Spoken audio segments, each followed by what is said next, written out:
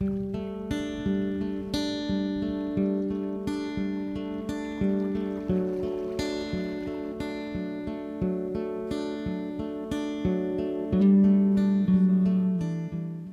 what it is, we get a CDC at the front, but I'm going at the back, I'm going to put a shock on. Very simple to do. The material I like to use is a polypro or a poly yarn. In this case it's white, and I find that it's got a nice crinkle. I mean, normally that would be used to float, for wings to make it float, but when you actually make it into to represent a shuck, to me it looks perfect and ideal. The simple way to do it is to take some of the material off, and it's just a few fibres, you don't need a lot, and basically you melt the end just to hold it together. So just light it up, when it starts to melt, just slightly roll it. What that does is puts a nice point in. You may miss one or two, but you can pull them off, but that basically holds it in place, and that's how I form the shuck. Now the fly, the colour combinations, you know there's quite a few out there, and this is just the black. Black's always the most popular. I'm just going to start my thread and take it down, say halfway, and then bring it halfway back up. Now the hook I'm using is a Kamasan, it's a B160 size 12. Basically size 14 body, but I gave for a size 12. Now for the wing, or to float the fly, I'm going to use, now everybody's got their own idea of how many they could use. If you're targeting fish, I like to use maybe 3 or 4 at the most. These CDC feathers. If you want it to sit out there like for a long time, you have to increase the feathers. You have to add more, because it will sink. Eventually it'll just sit below the water. If you're targeting fish, there's no problem, it keeps the fly dry and it keeps catching.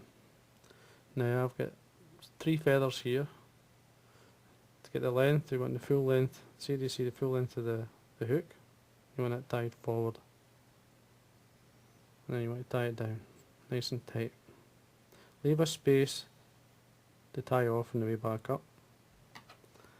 Come in at an angle and cut away the waist. Now you could keep them for another fly.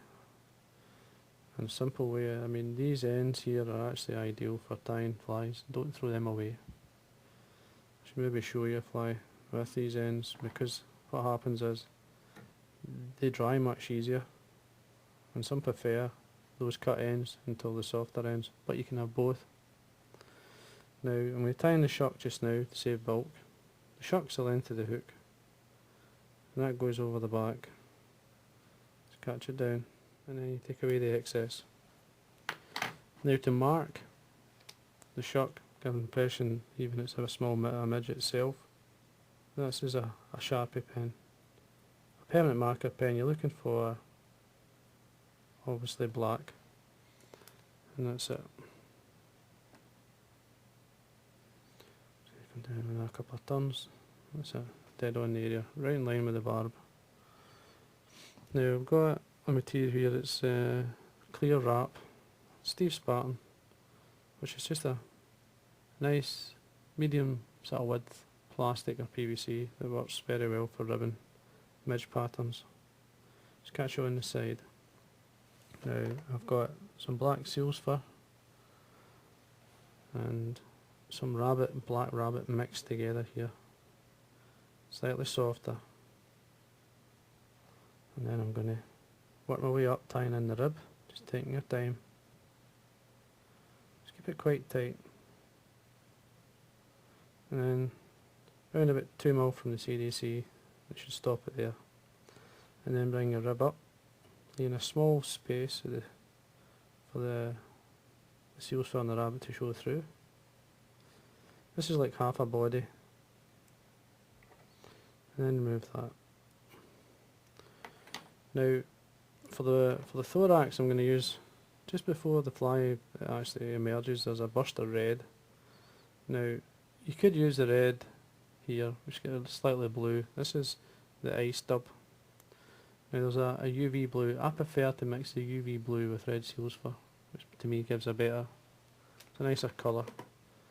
And here's some here. Just mix them together with your fingers. Just pull them together. Now you don't need a lot. Just dab it on. And then just form a nice thorax. And then what I like to do is just come to the front, which slightly lifts the CDC. And there you go. That's it. Now, what I'm going to do here is come in, get some varnish onto the thread, and then wet finish.